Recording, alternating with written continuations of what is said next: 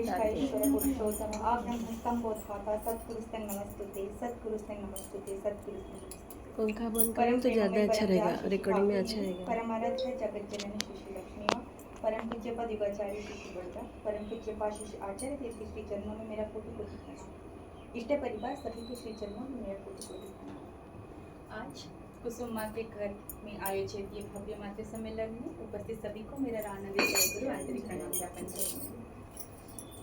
अत्यंत सुंदर तरीके से हमारी माँ का जन्म महीना पालन कर रहे हैं। भजन कीर्तन आज बहुत ही उत्कृष्ट रहा है और उस पर माँ ने जो अपना प्रारंभिक सूचना रखी, अपनी जीवन के अनुभव बताई, अपनी शुरुआती जिंदगी में कैसे वो ठाकुर जी के साथ जड़ित थी और आगामी जीवन में कैसे ठाकुर जी उन्हीं को ही ढूंढ ढूंढ के उनके पास सुविधा पहुंचा दी। ये सब चीज़ में हमको सिर्फ एक ही चीज़ समझ में आता है कि हम जितना भगवान को हम अगर उनके पास एक कदम बढ़ाते हैं, वो हमको 10 कदम और खींच लेते हैं हाथ बढ़ा के।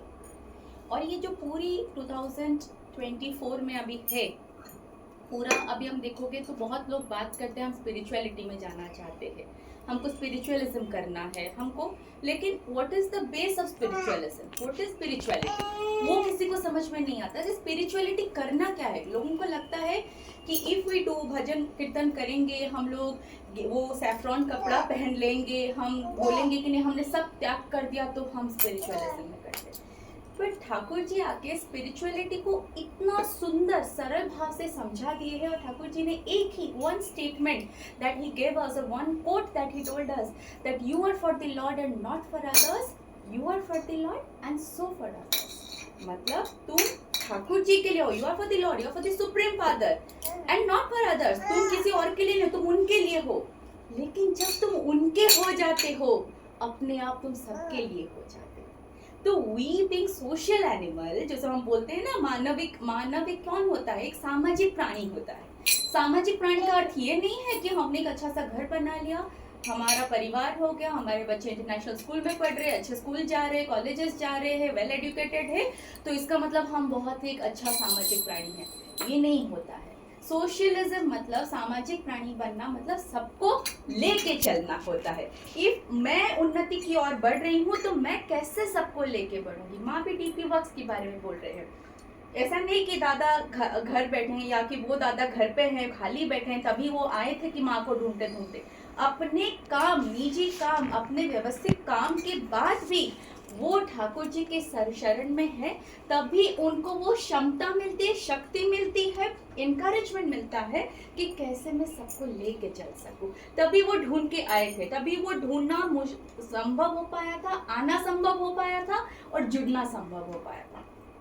लेकिन द फर्स्ट स्टेप किसको लेना? हमें लेना है, हमको आना है, पहले हमको एक कदम आना है। ठाकुर जी ने ऐसे बोला है कि मेरे को तुमको देने के लिए बहुत कुछ है, बस तुम लोगों को रिसीविंग पावर होना चाहिए। You should receive it. मतलब हम लोग रिसीव नहीं करना चाहते, हम सब ऐसे मुट्ठी बंद करके बैठे हैं। कभी भी किसी मुट्ठी बंद करके कुछ मिल सकता है क्या? नहीं मिल सकता। उसके लिए मुट्ठी खोलनी पड़ती है, समर्पण दिखाना पड़ता है, समर्पित होना पड़ता है। एक छोटी सी महाभारत की गाथा होता है, जब द्रौपदी का चीर हरण चला रहता है, उनके पांचों पांडव सबसे बलशाली उधर बैठे, गुरु द्रोणाचार्य बैठे, भीष्म पितामह बैठे। द्रौपदी अपना बचाव के लिए सबको आवेदन करती है, निवेदन करती है। ऐसा नहीं कि नहीं करती, खुद भी कोशिश करती है, लेकिन कोई उनका बचाव नहीं कर पाता है। और जिस समय वो अपने दोनों हस्त को ऊपर करके हे गोविंद करती है, तब तक वो ऐसे एक साड़ी को खुद पकड़ के वो ट्राई करती रहती है बचाव करने के लिए। जिस मोमेंट उन्होंने गिव अप कर लिया, शरण में गिव अप कर लिया, उस समय गोविंद आते ही उनका बचाव करने। This is all to let us know कि हम लोग चाहते हैं कि भगवान की कृपा हम पे हो, ठाकुर जी की कृपा हम पे हो, लेकिन we keep that selfish interest. हम एक चीज हमारे हाथ में पकड़ते रहते कि अच्छा मेरा सुविधा नहीं है, मेरा सुविधा के अंदर है तो मैं करूंगा या करूंगी, मेरे सुविधा के नहीं है देन आई नॉट डू। यही होता है ना कि अच्छा मैं ठाकुर जी के शरण में आ गई, मुझे सुबह उठना नहीं जमता, ठीक है, मैं जितना बजे उठूंगा तो उतना उठूंगी, उतने बजे इष्टवृत्ति कर लूंगी। What we do that as per our selfish interest and then we say कि हमारे ऊपर क्यों कृपा नहीं आ रही है। वी हैव टू इंट्रोस्पेक्ट कि प्रोबेबली जो 100 चीजें हम कर रहे हैं उसमें से 90 थिंग्स वी आर डूइंग क्योंकि हमारे सेल्फिश मोटिव को वो फुलफिल कर रहा है। द मूवमेंट हम लोग वो 90 को, वो 10 को 90 कर दे, 100 कंप्लीट करने लगे, आई बेट ऐसा कुछ नहीं होगा अपने लाइफ में जो कि मिरेकल से कम होगा। Every single thing will be a miracle in our life. तो जिसका ज्ञान है, हम लोग तो यहाँ बैठे हैं, ठाकुर जी के भजन कीर्तन करते हैं, यहाँ पे कोई कंपटीशन नहीं होता, यहाँ पे कोई जजमेंट नहीं होता कि कौन अच्छा गा रहा है, कौन अच्छा बोल रहा है। किसी को बोलने की क्षमता है, अब मैं कॉर्पोरेट में जॉब करती हूँ, शायद मेरा आर्टिकुलेशन अच्छा है, मैं बोल पाती हूँ अच्छे से, तो मैं बोल लेती हूँ, लेकिन यहाँ पे कोई कंपटीशन नहीं होता, यहाँ पे भाव का आचार विचार होता है। जिसके पास भाव है वो बोल पाता है, जिसके पास जितना लगाव है उनसे वो उतना बोल पाता है। अब माओं के बारे में हम बात करते हैं क्योंकि माँ क्या जन्म महीना चल रहा है और श्रावण परिक्रमा का मुझे ऐसा लग रहा है, जब आचार्य जी पिछले साल भुवनेश्वर में आए थे, उन्होंने आह्वान दिया था उड़ीसा के हर एक कोने से हर एक माओं को बुलाया था हडसन वैली भुवनेश्वर। सब माएँ आए भी थे क्योंकि आचार्य देव का बुलावा था। वहां पे आचार्य देव एक ही स्टेटमेंट बोले हैं कि जो चीज एक माँ कर सकती है, एक नारी कर सकती है, वो कोई और नहीं कर सकता। द रीजन बीइंग, एक नारी का वो शक्ति है, वो किसी के घर के अंदर उसके रसोई घर तक जा सकता है। अभी माँ ने कहा दादा लोग आए थे तो मैं घबरा गई, लेकिन जब संहिता माँ लोग आने लगे तो मैं खुलने लगी। व्हाई? बिकॉज हमारे पास वो ताकत है, वो शक्ति है। अब मैं इन कोई, आप देखो कोई दो नारी अगर मिल जाते, दो स्ट्रेंजर है, कोई माँ से मिल जाता है, उनको अगर हम थोड़ा सा दुख से पूछ लेते हैं ना, वो अपना भाव बोलने लगती है क्योंकि वो दिल से दिल कनेक्शन कर देती है। इसीलिए तो वो माँ है, इसलिए तो वो प्रकृति है, इसलिए तो जननी है, इसलिए तो वो एक नया जन्म दे पाती है। और उसी क्वालिटी को हार्नेस करना है as a mother, as a woman, कि हम लोगों को, बिकॉज किसी के रसोई घर में ऐसे ही नहीं घुसना है।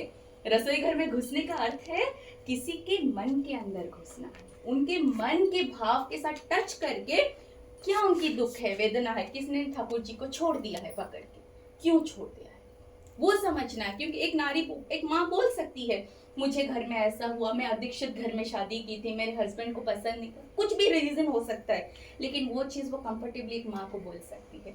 और बिकॉज हम ठाकुर जी के शरण में है, हमको वो निराकरण का, वो समाधान का भी वो शक्ति ठाकुर जी से मिल जाएगा कि कैसे इसको, उनको आश्वासन देना है, उनको वो बोलते ना, उनको आश्वासन देना है, उनको पीस ऑफ माइंड देना है और उनको उस पाथ में वापस लेके आना है। ये शक्ति होती है नारी की, एक माँ की।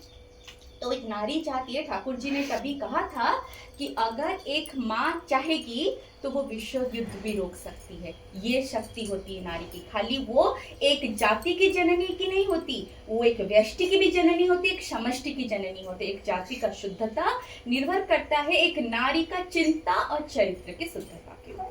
और नारी का चिंता और चरित्र जितना शुद्ध होगा, उतना हमारा ये जो दिल से दिल कनेक्शन बढ़ता जाएगा। And that is the most important thing we have to establish आज की सोसाइटी में। That is unconditional love, unconditional समर्पण। जैसे हम करेंगे, एक माँ का जैसे समर्पण रहेगा, उसके घर में सब माँ को देख के सब करने लगेंगे। माँ के प्रति बच्चों का आकर्षण रहता है, माँ के प्रति हस्बैंड का रहता है। एक घर की बहू जब सब कुछ करती है ना, तो सास ससुर भी कितना भी वो स्ट्रिंजेंट होते, वो एक ना एक दिन वो आ ही जाते कि नहीं वो इतना कर रही है, कुछ तो कर रही होगी। तो हमको पहले अपना स्ट्रॉन्ग करना है, चरित्र स्ट्रॉन्ग करना है, चिंता स्ट्रॉन्ग करना है, और सबसे इम्पोर्टेंट हमारा जो मोटिव है कि हमको ठाकुर जी ने दया करके उनके शरण में लाए हैं, नारी का जीवन दिया है, ये अष्ट वैशिष्ट का ज्ञान दिया है, ये सब भजन कीर्तन करने का जो हमको अवसर दिया है, इसको हम यूटिलाइज करना चाहिए। इससे हमारा चिंता शुद्ध होते जाएगी। आध्यात्मिक स्तर में, जो मैं स्पिरिचुअलिटी के बारे में बोल रही थी, वहां पे क्लैरिटी आएगी, वहां पे पीस आएगा, वहां पे शुद्धता आएगी, और तब जाके पूर्ण समर्पण आएगा। पूर्ण समर्पण से घर का परिवेश भी सुंदर होगा, समाज भी सुंदर होगा, राष्ट्र भी सुंदर होगा। तभी ठाकुर जी ने कहा है, यदा यदा हि धर्मस्य ग्लानिर्भवते भारत अद्युत्तम धर्मस्य तदात्म सृजानयम्।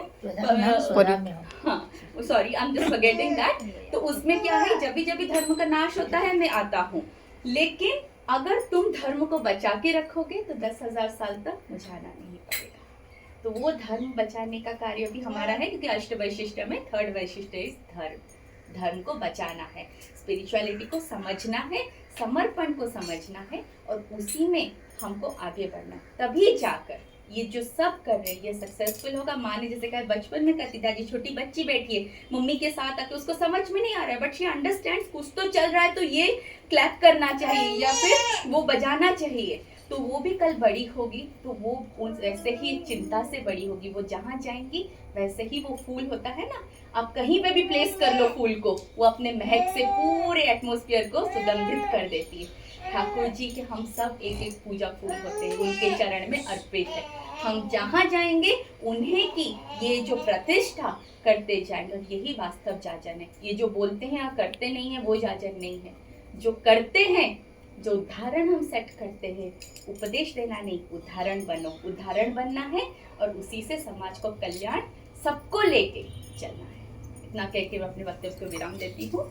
जय जय।